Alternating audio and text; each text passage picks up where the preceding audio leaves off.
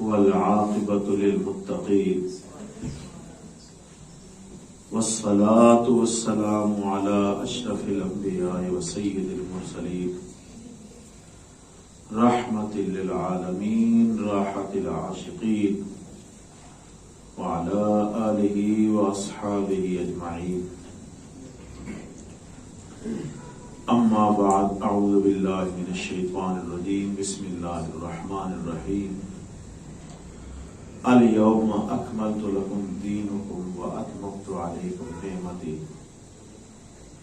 ورضيت لكم الإسلام دينا صدق الله مولانا العظيم وصدق رسوله النبي الكريم الصلاة والسلام عليك سيدي يا رسول الله وعلى آلك وأصحابك سيدي يا حبيب الله. میں نے جو آپ حضرات کے سامنے آیت پڑھی ہے الیوم اکملت لکم دینکم واتممت علیکم نعمتی ورضیت لکم الاسلام دینا، اس حوالے سے اور حضور کے وصال کے حوالے سے چند باتیں آپ کے سامنے عرض کروں گا. اللہ پاک نے ارشاد فرمایا الیوم اکملت لکم دینکم، کہ آج کے دن میں نے تمہارے لیے تمہارا دین مکمل کر دیا. واتممت علیکم نعمتی، اور میں نے اپنی نعمت کو تم پر مکمل کر دیا. وَرَضِيتُ لَكُمُ الْإِسْلَامَ دِينًا، اور میں اب جو ہے تمہارے لیے دین اسلام میں راضی ہوں. یعنی آج دین مکمل ہو گیا. اللہ فرماتے میری نعمت مکمل ہو گئی اور اب میری رضا کا دار و مدار دین اسلام پر ہے. جو دین اسلام پہ چلے گا میں اس پہ راضی ہوں، جو دین اسلام پہ نہیں چلے گا میں اس پہ راضی نہیں ہوں. یہ آیت بہت بڑی آیت ہے. یہ آیت جب اتری تو صحابہ کرام نے بہت خوشی منائی کہ دین مکمل ہو گیا. جب یہ آیت اتری تو سارے صحابہ خوشی کا اظہار کر رہے تھے، ایک دوسرے کو مبارکباد دے رہے تھے. حضرت سیدنا صدیق اکبر ایک طرف ایک کونے میں بیٹھ کے رو رہے تھے. سارے صحابہ خوشی منا رہے ہیں اور حضرت صدیق اکبر ایک کونے میں بیٹھ کے آنسو بہا رہے ہیں. کسی نے جا کے حضرت سیدنا صدیق اکبر سے پوچھا کہ آپ کیوں آنسو بہا رہے ہیں؟ یہ تو خوشی کی بات ہے کہ اللہ کا دین مکمل ہو گیا، یہ تو خوشی کی بات ہے، آپ کیوں آنسو بہا رہے ہیں؟ تو حضرت سیدنا صدیق اکبر نے فرمایا کہ تم تصویر کا ایک رخ دیکھ رہے ہو، میں دوسرا رخ دیکھ رہا ہوں. وہ یہ کہ حضور آئے تھے اللہ کی طرف بلانے کے لیے، وَدَاعِيًا إِلَى اللَّهِ بِإِذْنِهِ وَسِرَاجًا مُنِيرًا. حضور آئے اللہ کی طرف بلانے کے لیے، حضور آئے دین اسلام کی تبلیغ کے لیے. ابلاغ دین مکمل ہو گیا. دین جب مکمل ہو گیا حضور کا کام مکمل ہو گیا. دین جب مکمل ہو گیا حضور کا کام مکمل ہو گیا. تو اب اس کا مطلب ہے حضور اب ہمیں جلدی چھوڑ کے چلے جائیں گے. تو میں یہ سوچ کے رو رہا ہوں. حضور کے وصال کا صدمہ صحابہ کے لیے، امت کے لیے کوئی عام صدمہ نہیں ہے. یہ بہت بڑا صدمہ ہے، بہت بڑا صدمہ ہے. آگے جا کے میں عرض کروں گا کہ صحابہ کرام پہ کیا گزری حضور کے وصال کے بعد. حدیث پاک میں آتا ہے کہ ایک دفعہ علیہ السلام ایک دفعہ کہیں جنازہ پڑھانے گئے. جنازے کے بعد واپسی پہ آپ کے سر مبارک میں شدید درد ہوا. اسی درد کی حالت میں آپ گھر آئے اور آپ کو بخار ہوا. حضور کو جو بخار آتا تھا وہ عام لوگوں کی بنسبت ڈبل آتا تھا. حضرت عبداللہ بن مسعود فرماتے ہیں کہ ایک دم حضور کو بخار تھا، میں نے ہاتھ لگایا تو ہاتھ نہیں لگایا جا رہا تھا جیسے مبارک تھے. میں نے عرض کیا رسول اللہ اتنا تیز بخار؟ فرمایا مجھے تم میں سے 2 لوگوں کے برابر بخار آتا ہے. وجہ پوچھی تو فرمایا اللہ کا قرب زیادہ ہے نا، اللہ کا قرب زیادہ ہے.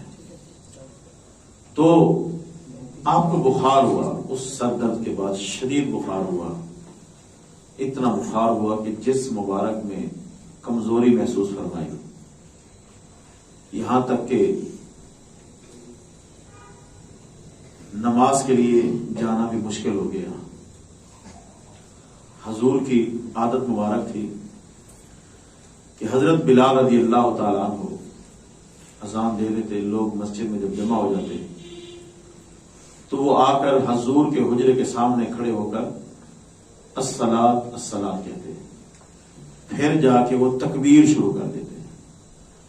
جب حضرت بلال حی علی الصلاۃ پہ پہنچتے تو حضور علیہ السلام حجرے سے باہر تشریف لاتے. آپ کو دیکھ کے صحابہ کرام کھڑے ہو جاتے اور پھر تکبیر کے ختم ہونے سے پہلے حضور مصلی پہ پہنچ جاتے اور پھر نماز ادا فرماتے. تو صحابہ کرام کب کھڑے ہوتے؟ حضور کو دیکھ کر. اور حضور کب آتے؟ حی علی الصلاۃ کے بعد، اس وقت آتے. تو اس سے پتہ چلا کہ نماز کے لیے کب کھڑا ہونا چاہیے؟ حی علی الصلاۃ پہ کھڑا ہونا چاہیے. تو اقامت کہی گئی، حضور تشریف نہ لائے.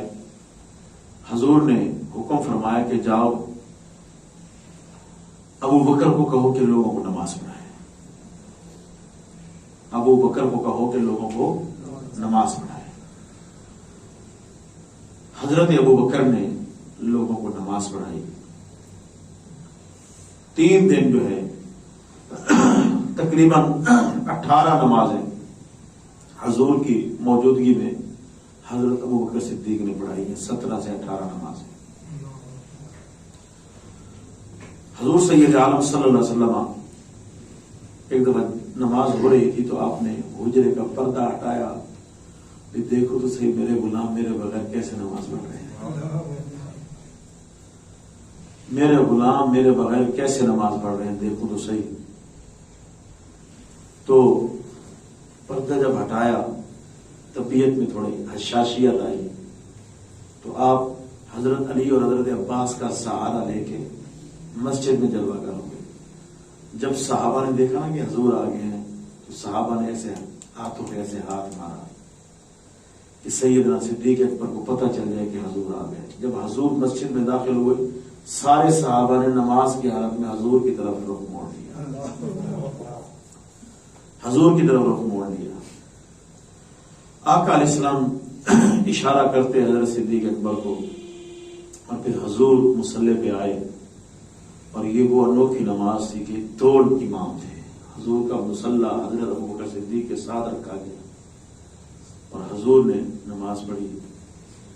حضرت ابوبکر صدیق پیچھے ہو گئے تھوڑا. حضور امام تھے حضرت ابوبکر صدیق کے، حضرت ابوبکر امام تھے لوگوں کے. اس طرح بھی نماز ادا ہوئی ہے. بہرحال یہاں جو بہت بڑا مسئلہ ہے وہ یہ ہے کہ جنہوں نے حضور کا در اقدس دیکھا ہے وہ جانتے ہیں کہ حضور کا حجرہ جو ہے مسجد میں جب جماعت کے لیے کھڑے ہوتے ہیں تو بائیں جانب آتا ہے. تو حضور جب حجرے سے باہر تشریف لائے صحابہ نے ادھر منہ کر لیا، مطلب سینے سمیت ادھر پھر گئے. قبلے سے چہرہ بھی پھر گیا، سینہ بھی پھر گیا. اور یہ حکم نہیں لگایا گیا کہ وہ نماز جو ہے ٹوٹ گئی دوبارہ شروع کرو. نہیں، وہی نماز پڑھی ہے، وہی نماز پڑھی ہے. حالانکہ سینہ قبلے سے پھر جائے تو نماز ٹوٹ جاتی ہے. چہرہ پھیرنا قبلے سے یہ مکروہ ہے، سینہ اگر قبلے سے پھر جائے تو نماز ٹوٹ جاتی ہے. آج نماز ٹوٹنے کا حکم نہیں لگایا گیا کیونکہ قبلے سے سینہ پھیرا تھا، کعبے سے سینہ پھیرا تھا، کعبے کی طرف کر لیا تھا.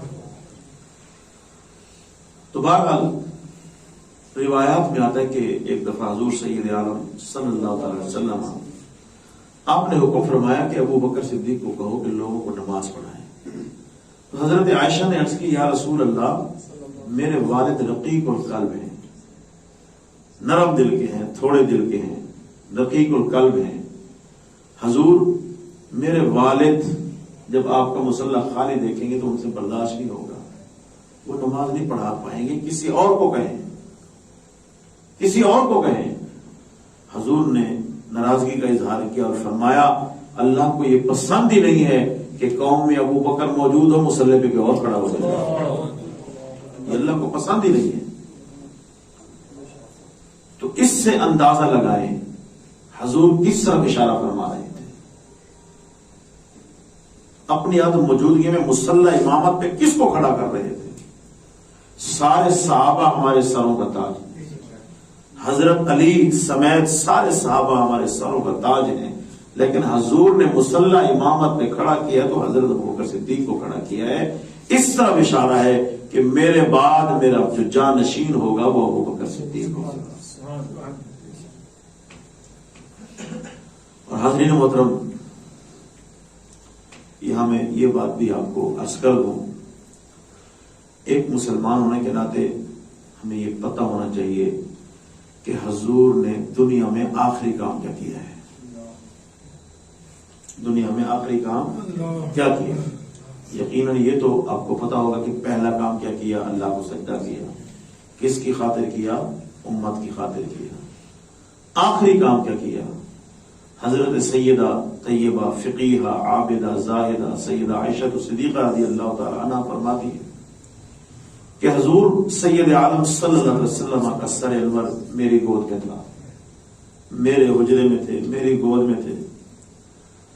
میں نے دیکھا کہ میرے بھائی عبد الرحمان اندر داخل ہوئے ہیں، ان کے ہاتھ میں مسواک تھا، حضور کی نظر جو ہے مسواک پہ ٹکی ہوئی ہے، وہ جدھر جا رہے ہیں حضور کا چہرہ ادھر گھوم رہا ہے، تو میں سمجھ گئی حضور مسواک کو پسند فرمانا چاہتے ہیں۔ میں نے پوچھا یا رسول اللہ مسواک پیش کروں؟ فرمایا ہاں۔ تو میں نے وہ مسواک لیا، مسواک ابھی بنا ہوا نہیں تھا، نرم نہیں کیا ہوا تھا، تو میں نے سوچا کہ حضور کمزوری کی وجہ سے اس کو نرم نہیں کر پائیں گے، تو میں نے اپنے منہ میں مسواک ڈالا اور اس کو نرم کیا۔ نرم کرنے کے بعد میں نے حضور کو پیش کیا، حضور نے اسی طرح وہ مسواک فرمایا، مسواک فرمایا۔ اب مسواک فرمانے کی کچھ دیر بعد حضور کا انتقال ہوا۔ تو آخری کام کیا کیا؟ مسواک کیا۔ اور ہم عائشہ صدیقہ کتنی خوش نصیب ہیں کہ جب حضور کا وصال ہوا، ان کی گود ہے، ان کا کمرہ ہے، اور ان کا لعاب دہن جو ہے حضور کے جسم کا حصہ بنتا ہے۔ کتنا مقام ہے، امی جان کا کتنا مقام ہے۔ حاضرین محترم، حدیث میں آتا ہے آقا علیہ الصلوۃ والسلام کی خدمت میں جبریل امین آئے اور آ کر آج خاموشی سے کھڑے ہو گئے، اداس بھی ہیں، خاموشی سے کھڑے ہو گئے۔ حضور نے پوچھا جبریل خیریت؟ آج انداز تھوڑا بدلا ہوا ہے۔ عرض کی یا رسول اللہ صلی اللہ علیہ وسلم، حضور اسرائیل موت کا فرشتہ ملک الموت آیا ہوا ہے، وہ اندر آنے کی اجازت چاہتا ہے۔ حضور نے فرمایا اجازت ہے۔ حضرت اسرائیل علیہ السلام اندر حاضر ہوئے اور آ کر سلام کیا۔ حضور نے سلام کا جواب دیا اور عرض کی یا رسول اللہ آپ پہلی ہستی ہیں کہ جن کو میں سلام کر رہا ہوں، ورنہ میں تو خاموشی سے آتا ہوں، آپ پہلی ہستی ہیں کہ میں جنہیں سلام کر رہا ہوں، اور یا رسول اللہ اگر آپ کی اجازت ہو تو میں آپ کی روح قبض کر لوں، اور حضور آپ پہلی ہستی ہیں میں جن سے اجازت مانگتا ہوں، آپ پہلی ہستی ہیں جن سے میں اجازت مانگ رہا ہوں۔ حضور نے سوالی انداز میں جبریل امین کی طرف دیکھا کہ آپ کیا کہتے ہو؟ تو جبریل امین نے عرض کی ان اللہ اشتاق الی لقاء، یا رسول اللہ اللہ آپ کی ملاقات چاہتا ہے، اللہ آپ کی ملاقات چاہتا ہے۔ حاضرین محترم، احادیث میں آتا ہے کہ اس وقت حضور نے جبریل کو فرمایا جبریل میں تو اللہ کی بارگاہ میں چلا جاؤں گا، میرے گناہگاروں کا کیا ہوگا، میری امت کا کیا ہوگا، میرے گناہگاروں کا کیا ہوگا، اللہ سے یہ تو پوچھ کے بتاؤ۔ تو جبریل امین نے عرض کی اللہ پاک فرماتا ہے آپ فکر نہ کریں، آپ کی امت کے معاملے میں ہم آپ کو راضی کر دیں گے،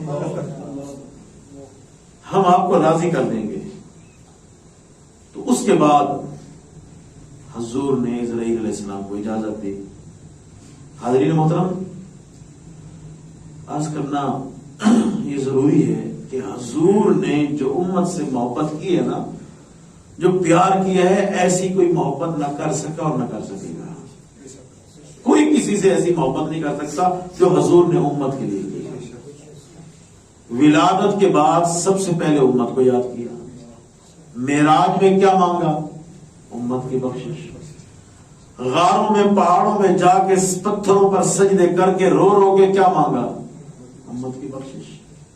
اور آج امت کہاں کھڑی ہے؟ آج امت کہاں کھڑی ہے؟ حضور تو وہ ہیں، قیامت کے دن ہر شخص پکارے گا نفسی نفسی نفسی، اور حضور کیا فرمائیں گے؟ امتی امتی امتی. ہر کوئی اپنے لیے بھاگے گا. حضور کس کے لیے بھاگیں گے؟ امت کے لیے. کبھی میزان پہ، کبھی حوض کوثر پہ، کبھی پل صراط پہ. امت کا خیال ہے، اتنی محبت ہے امت سے. اور آج امتی کے پاس حضور کے لیے ٹائم ہی نہیں ہے. آج اگر کوئی سیاسی جلسہ ہو، کوئی کھانے پینے کی محفل ہو، تو ہم کئی گھنٹے انتظار کر لیں گے. اگر کہا جائے کہ 5-10 منٹ بیٹھ جاؤ، حضور پہ درود شریف پڑھنا ہے، تو کسی کے پاس ٹائم نہیں. یہ حقیقت ہے، یہ حقیقت ہے. حاضرین محترم، ہمارا جو حضور سے پیار اور محبت ہے نا، یہ صرف دکھاوے کا رہ گیا ہے. یہ دکھاوے کا رہ گیا ہے. ہم جو چند بیٹھے ہیں، ہم تہیہ کریں کہ ہم حضور سے محبت کریں گے، دلی محبت کریں گے، خلوص والی محبت. خلوص والی محبت ہوگی تو اس کی برکتیں الگ ہیں، اس کی برکتیں الگ ہیں.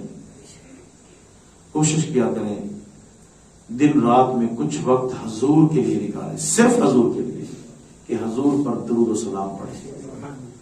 اور اس کام میں اپنے بچوں کو بھی ساتھ لگائیں. آج کا جو دور ہے بڑا پرفتن دور ہے. یہ مغربی میڈیا، یہ دوسری تیسری، یہ چوتھی پانچویں چیزیں جو ہے نا، یہ ہمارے ایمان کو کمزور کرنے کی کوشش کر رہے ہیں. جیسے علامہ اقبال نے کہا تھا کہ روح محمد اس کے بدن سے نکال دو، یہ وہی کوشش کر رہے ہیں. تو آج ہمیں، ہمارے نوجوان کو زیادہ ضرورت ہے کہ اس کا دل حضور کی محبت سے جگمگائے. بہرحال حضور سید عالم صلی اللہ علیہ وسلم آپ کا وصال ہوا تو صحابہ کرام پہ قیامت ٹوٹ پڑی. صحابہ کرام کو یقین ہی نہیں آ رہا تھا کہ ہمارے ساتھ یہ کیا ہو گیا. ایسی حالت تھی کہ جب لوگ رو رہے تھے، حضرت عمر فاروق نے تلوار نکال لی. خبردار کسی نے کہا کہ حضور کا وصال ہو گیا، میں گردن اتار دوں گا. یہ تو وحی کی حالت ہے، یہ تو اور حالت ہے. تھوڑی دیر کے بعد حضور ہمارے پاس ہوں گے، ہمارے درمیان ہوں گے. خبردار کسی نے کچھ کہا. حضرت ابوبکر صدیق کی الگ عجیب و غریب حالت ہے. حضرت ابوبکر صدیق آئے، حضور کا چہرہ انور دیکھا، ماتھا چوما اور کہا واہ خلیلا، واہ محمد، واہ حبیبا. آج میں تنہا ہو گیا، آج میں اکیلا ہو گیا. سیدہ فاطمہ الزہرا رضی اللہ تعالی عنہ جب لوگ حضور کو قبر مبارک میں سلا کے واپس آئے نا، تو حضرت فاطمہ نے پوچھا کہ کیسے پٹی ڈالی تھی، تم نے کیسے گوارا کر دیا پٹی ڈال. اور حضرت فاطمہ نے کہا صبت علیہ مصائب اللہ عنہ، صبت الایام سر نہ لیا رہا. آج مجھ پر مصیبتوں کے وہ پہاڑ ٹوٹے ہیں، اگر یہ پہاڑ دن پر بھی ٹوٹ جاتے تو وہ بے نور ہو جاتا، رات ہو جاتا. صبت علیہ مصائب اللہ عنہ، صبت الایام سر نہ لیا رہا. ایک صحابی ہیں حضرت زید بن عبداللہ. حضرت زید بن عبداللہ، ان کو حضور سے بڑی عجیب محبت تھی. یہ کھیتی باڑی کا کام کرتے تھے. اکثر اچانک آتے، حضور کے سامنے بیٹھ جاتے، حضور کو دیکھتے رہتے پھر اٹھ کے چلے جاتے. پھر کبھی آتے آ کے دیکھتے رہتے پھر اٹھ کے چلے جاتے. ایک دن حضور نے پوچھا کہ اے زید آتے ہو کچھ پوچھتے نہیں ہو کچھ مانگتے نہیں ہو چلے جاتے ہو خاموشی سے آتے ہو چلے جاتے ہو کیا معاملہ ہے؟ عرض کی یا رسول اللہ انی احبک کا میں آپ سے محبت کرتا ہوں. حضور جب میں کھیتوں میں کام کر رہا ہوتا ہوں دل اداس ہوتا ہے آپ کی یاد آتی ہے تو بھاگ آتا ہوں آپ کا چہرہ دیکھتا ہوں تو سکون آ جاتا ہے غم دور ہو جاتے ہیں دکھ ٹل جاتے ہیں اور پھر واپس چلا جاتا ہوں.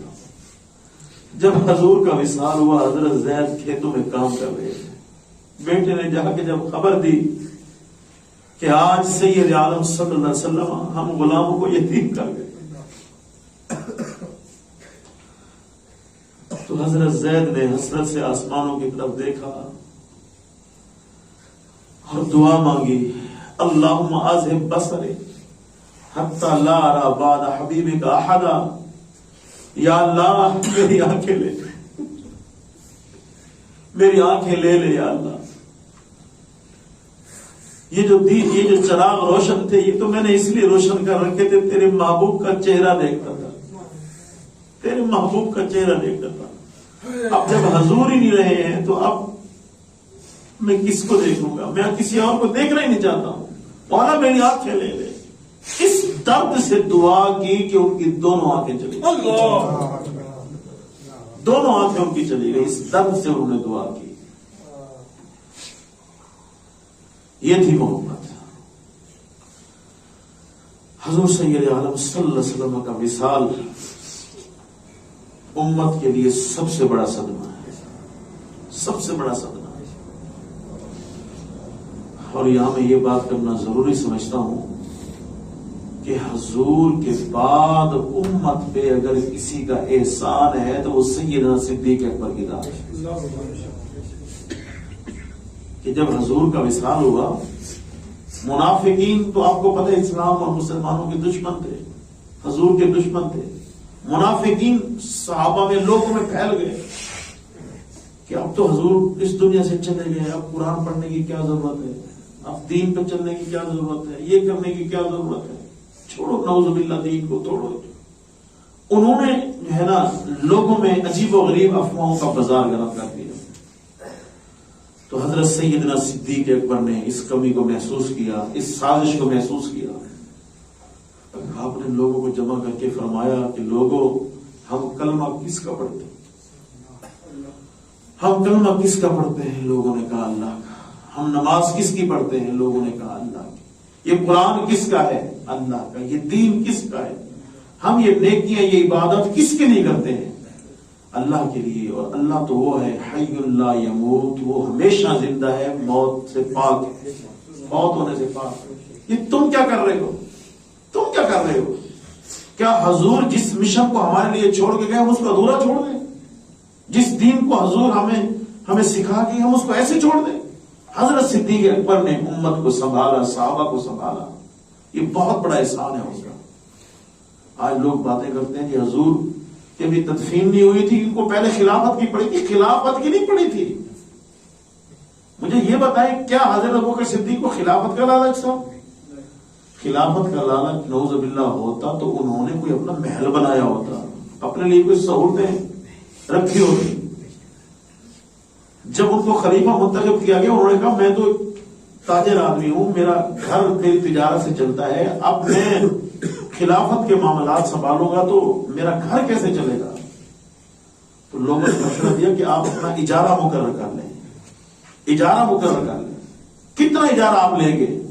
بیت المال سے آپ کو اجارہ دیا جائے گا. کتنا اجارہ؟ آپ نے فرمایا مدینے کے مزدور کی جو مزدوری ہوگی اتنا اجارہ ہوگا. انہوں نے صرف دین کی خدمت کی ہے.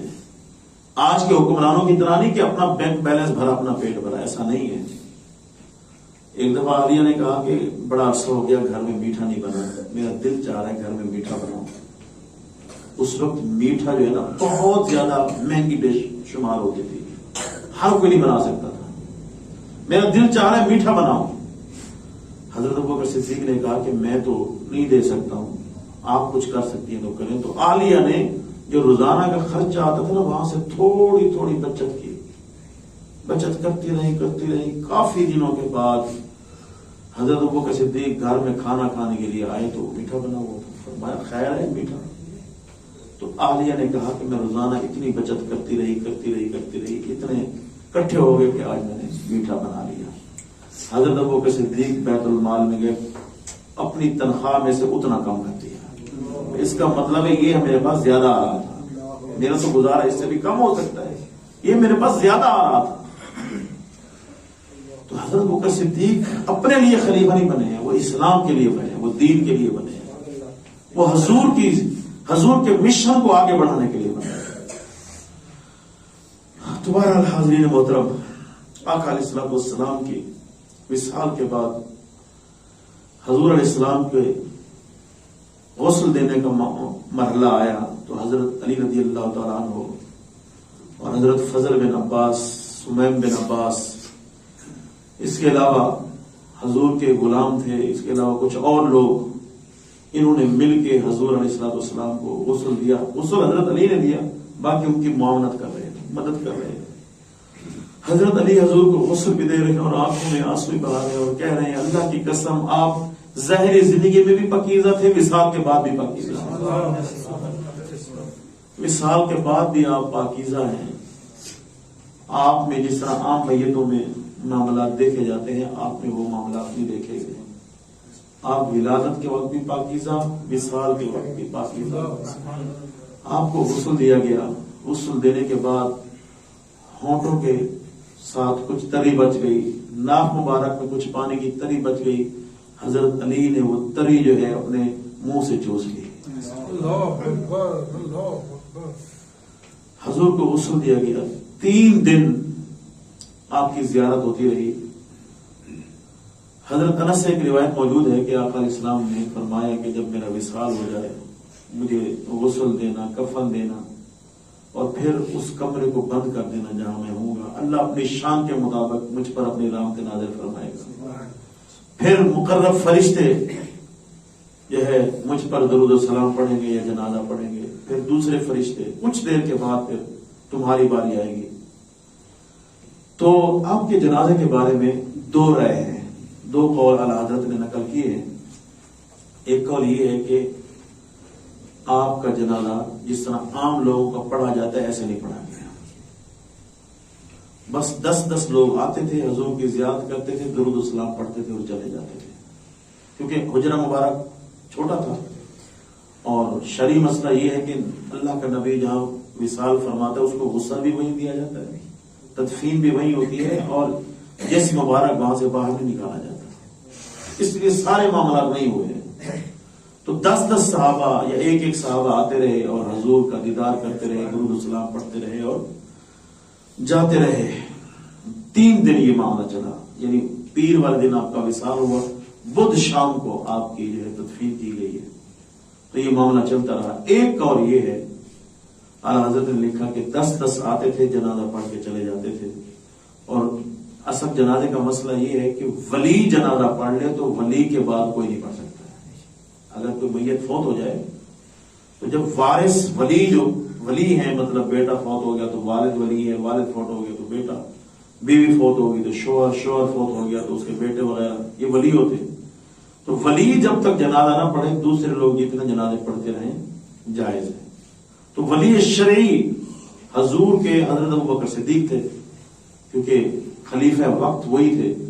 تو اس لیے 10 لوگ آتے رہے, جنازہ پڑھتے رہے اور آخر میں حضرت سیدنا ابوبکر صدیق نے پڑھا جنازہ. یہ دوسرا قول ہے. اور علماء نے ترجیح پہلے قول کو دی ہے کہ حضور کا جس طرح عام لوگوں کا جنازہ ہوتا ہے ایسے نہیں ہوا, کیونکہ حضور کو ہماری دعاؤں کی ضرورت نہیں ہے, وہ تو اللہ کے محبوب ہیں. بہرحال آقا علیہ السلام کی مزار مبارک تیار کی گئی. لحد والی مزار ہے, بغلی قبر جس کو کہتے ہیں, پہلے ایسے کھود کے پھر سائڈ میں بنائی جاتی ہے. حضور کا وہ مزار ہے. آج بھی اگر زمین اس طرح کی ہو تو سنت وہی ہے, دوسری بھی جائز ہے. تو حضور علیہ السلام کو قبر مبارک میں اتارنے والے 3 لوگ تھے. نیچے جو اندر تھے وہ 3 لوگ تھے. حضرت علی رضی اللہ تعالیٰ عنہ, حضرت فضل بن عباس رضی اللہ تعالیٰ عنہ حضور کے غلام تھے. تو حضرت فضل بن عباس فرماتے ہیں کہ جب ہم نے حضور کو سنا لیا نا، میرے دل نے چاہا کہ میں آخری بار دیدار کر لوں۔ تو میں نے جب دیدار کے لیے چہرہ مبارک دیکھا تو میں نے محسوس کیا حضور کے ہونٹ مبارک ہل رہے ہیں، ہونٹ مبارک ہل رہے ہیں۔ تو میں نے سوچا بھائی کان لگا کہ سنو، شاید میرے کانوں میں آواز آ جائے۔ تو فرماتے ہیں کہ میں نے کان لگایا تو آواز آ رہی تھی، رب اغفر لی امتی، یا الہی میری امت کو بخش دے، یا رب العالمین میری امت کو بخش دے۔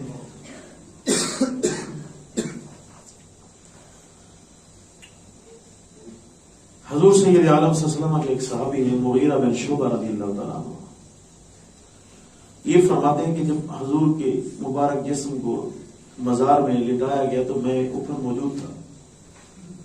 تو جب یہ حضرات باہر آئے نا، اب مٹی برابر کرنے کا جب وقت آیا، اس سے پہلے انہوں نے کیا کیا، اپنے انگوٹھی اتاری چپکے سے اور اندر ڈال دی، قبر مبارک میں ڈال دی، اور پھر حضرت علی کو کہا کہ یار میری انگوٹھی گر گئی ہے، اگر اجازت دو تو نکال دو۔ یہ صحابی کون تھے؟ مغیرہ بن شعبہ رضی اللہ عنہ، اگر اجازت دو تو انگوٹھی نکال دو۔ حضرت علی نے نکال دو، ابھی تو ہم نے برابر نہیں کیا، مٹی نکال لو۔ حضرت مغیرہ بن شعبہ اندر گئے اور حضور کے جسم سے لپٹ گئے، حضور کے جسم سے لپٹ گئے اور کہنے لگے الوداع یا رسول اللہ، الوداع یا رسول اللہ۔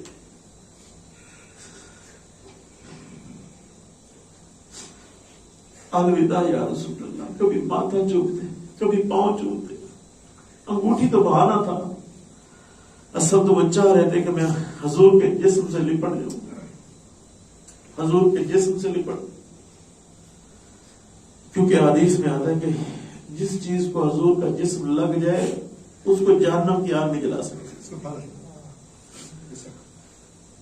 تو ان کو پھر لوگوں نے بلا بلا کے باہر نکالا اور پھر حضور علیہ السلام کی تدفین کی گئی۔ اس طرح حضور سید عالم صلی اللہ علیہ وسلم کا وصال ہوا۔ لیکن یاد رکھیں، وصال کے بعد یہ مت سمجھ لینا کہ اللہ کے نبی کا اپنی امت سے تعلق اور ناطہ ختم ہو جاتا ہے، ایسا نہیں۔ ایک دفعہ حضور علیہ السلام نے اپنے وصال کے بارے میں باتیں کی تو صحابہ کرام نے رونا شروع کر دیا۔ حضور نے پوچھا روتے کیوں ہو یا رسول اللہ، آپ کی جدائی کیسے برداشت کریں گے؟ فرمایا میرا دنیا میں رہنا بھی تمہارے لیے بہتر ہے، میرا چلے جانا بھی بہتر ہے۔ رہنا اس لیے بہتر ہے کہ قرآن کی آیات اترتی ہیں، لوگ مجھے دیکھتے ہیں، صحابی بن جاتے ہیں۔ دنیا سے چلے جانا اس انداز میں بہتر ہے کہ جب میں چلا جاؤں گا تو حالات یہ ہوں گے، عرضت علی اعمال امتی بالغداۃ والعشی، صبح اور شام میری بارگاہ میں میری امت کے اعمال پیش کیے جائیں گے، صبح اور شام میری بارگاہ میں میری امت کے اعمال پیش کیے جائیں گے۔ تو یاد رکھیں، اللہ کے نبی اپنے روضہ انور میں رہتے ہوئے امت سے بے خبر نہیں ہے، صبح اور شام میری امت کے اعمال جا رہے ہیں، اور فرمایا جب میں تمہاری نیکیاں دیکھوں گا تو خوش ہو جاؤں گا، اور جب میں تمہارے گناہ دیکھوں گا تو مجھے تکلیف ہوگی، میں اداس ہو جاؤں گا۔ تو میں ہاتھ جوڑ کے عرض کرتا ہوں، گناہ کرنے سے پہلے ایک مرتبہ یہ ضرور سوچ لیا کریں کہ میرے اس گناہ سے میرے آقا اداس ہوں گے، تو پھر بھی اگر دل گوارا کرے تو گناہ کر لینا۔